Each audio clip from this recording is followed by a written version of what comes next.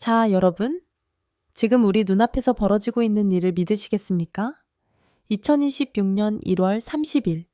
아마 훗날 역사는 이날을 황금의 대학살이 일어난 날로 기록할지도 모릅니다. 단 하룻밤 사이에 실물 금값이 9.5%나 수직 낙하했습니다. 9.5%라고 하니까 숫자가 작아 보이시나요? 이건 금시장에서 무려 43년 만에 터져나온 최악의 폭락입니다. 고점이었던 5,595달러에서 불과 며칠 만에 15% 가까운 자산 가치가 허공으로 증발해 버린 겁니다. 삼성전자 주가가 하루의 하한가를 맞은 것보다 더 충격적인 일이 안전자산의 상징인 금에서 일어난 것이죠. 전 세계 투자자들은 지금 패닉에 빠졌습니다. 금은 절대 배신하지 않는다 라고 믿으며 퇴직금을 밀어 넣었던 노인들, 달러 시대는 끝났다며 고배율 레버리지로 금을 샀던 젊은 투자자들까지 지금 모두가 비명을 지르고 있습니다. 도대체 무엇이 이 견고한 황금 성벽을 무너뜨린 걸까요? 단순히 운이 나빴던 걸까요? 아니면 우리가 놓치고 있는 거대한 거품의 붕괴 신호일까요?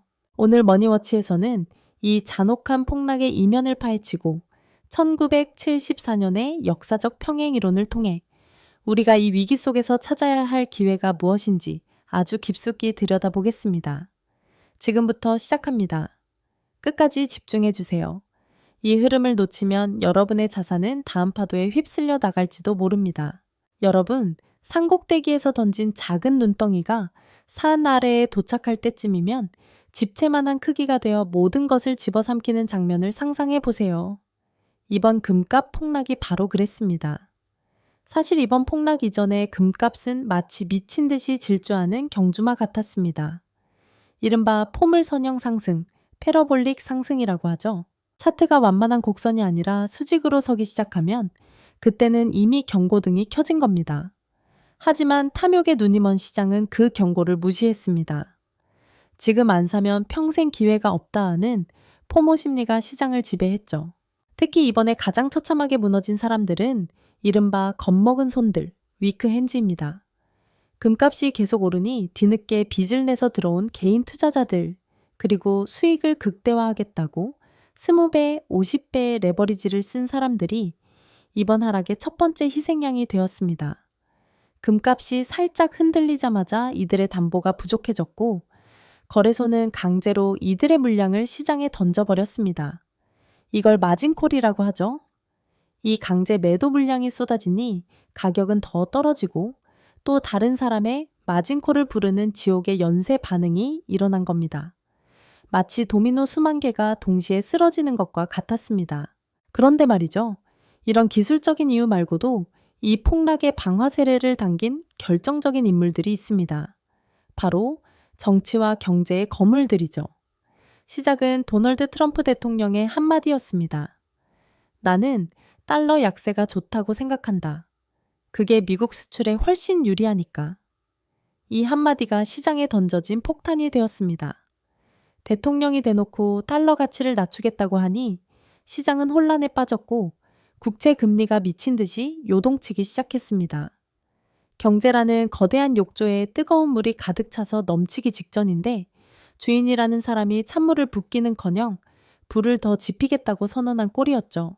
상황이 심각해지자 베센트 재무장관이 황급히 소방수로 등판했습니다. 그는 트럼프의 발언을 수습하며 미국은 여전히 강달러 정책을 지지한다고 못을 박았습니다. 자, 여기서 생각해보세요. 강달러라는 건 금값에는 독약과 같습니다. 달러 가치가 올라가면 상대적으로 금값은 떨어질 수밖에 없는 구조거든요. 베센트 장관의 이 선언이 금시장의 배수구 마개를 뽑아버린 격이 되었습니다. 여기에 기름을 부은 사람이 한 명 더 있습니다. 차기 연준 의장으로 지명된 케빈 워시입니다. 워시는 시장에서 유명한 매파입니다. 즉, 시중에 풀린 돈을 회수하고 금리를 높게 유지하려는 성향이 강한 인물이죠. 그가 양적 긴축, 즉 QT를 강력하게 추진할 것이라는 전망이 나오자 금리는 상승 압박을 받았고 이자가 한 푼도 나오지 않는 금의 매력은 순식간에 땅바닥으로 곤두박질 쳤습니다. 금리가 이렇게 높은데 굳이 금을 들고 있을 필요가 있나? 라는 의구심이 시장 전체를 덮친 겁니다. 하지만 여기서 우리가 정말 주목해야 할 무서운 본질은 따로 있습니다. 바로 셀 아메리카, 미국 국채에 대한 불신입니다. 트럼프 정부는 지금 천문학적인 돈을 쓰고 있습니다. 트럼프급 전함 25척을 건조하겠다는 어마어마한 방위비 증액 계획부터 자국 기업들에 퍼주는 막대한 보조금까지. 이 돈이 다 어디서 나올까요? 결국 빚입니다. 국채를 발행해서 메꿔야 하죠. 미국 국채가 시장에 쏟아져 나오니 국채 가격은 떨어지고 금리는 치솟습니다. 보통은 금리가 오르면 금값이 떨어지지만 만약 사람들이 미국이라는 나라 자체가 너무 빚이 많아서 위험해 라고 생각하기 시작하면 이야기는 달라집니다.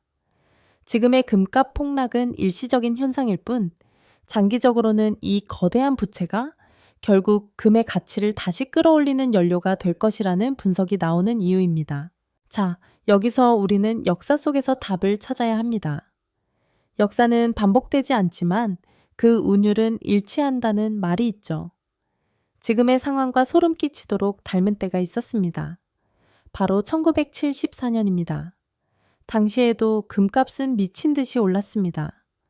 1970년대 초반 온스당 35달러였던 금값이 1974년 말에는 200달러 가까이 치솟았죠. 그러다 갑자기 어떤 일이 벌어졌는지 아십니까? 단기간에 금값이 47%나 폭락했습니다. 거의 반토막이 난 거죠. 당시에도 사람들은 이제 금의 시대는 끝났다. 금은 돌덩이에 불과하다며 등을 돌렸습니다. 하지만 그 폭락 뒤에 무슨 일이 일어났을까요? 그로부터 몇 년 뒤 금값은 200달러에서 800달러를 돌파하며 8배가 넘게 폭등했습니다. 1974년의 폭락은 거대한 상승을 위한 숨고르기였던 셈입니다. 2026년에 지금 상황이 그때와 다르다고 단정 지을 수 있을까요? 현재의 폭락을 가속화시킨 건 인간뿐만이 아닙니다. 냉정한 인공지능, 알고리즘 매매가 한 몫을 톡톡히 했죠. 특정 가격대가 깨지면 자동으로 매도 주문을 내도록 설정된 수조원 규모의 자금들이 1월 30일 밤 동시에 버튼을 눌렀습니다.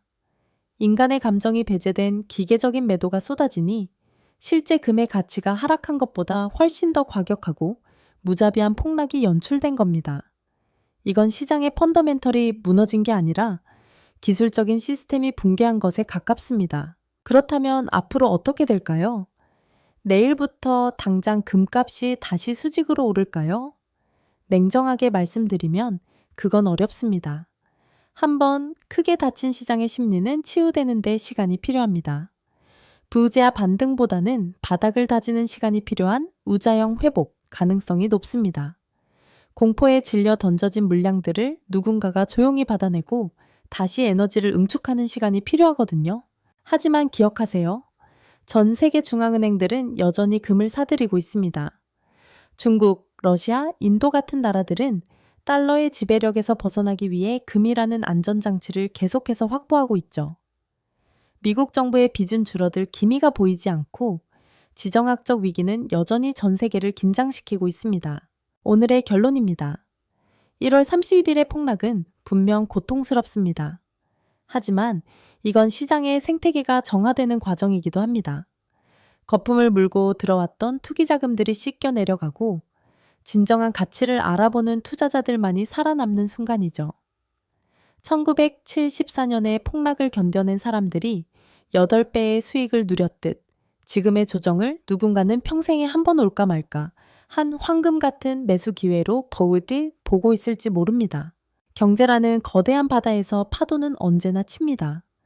중요한 건 그 파도에 휩쓸려 가는 게 아니라 파도의 방향을 잃고 배를 띄우는 것이죠.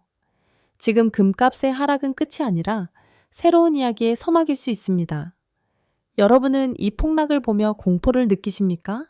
아니면 기회를 느끼십니까? 오늘 머니워치에서 준비한 이야기는 여기까지입니다. 이 영상이 여러분의 자산 경영의 작은 이정표가 되길 바랍니다.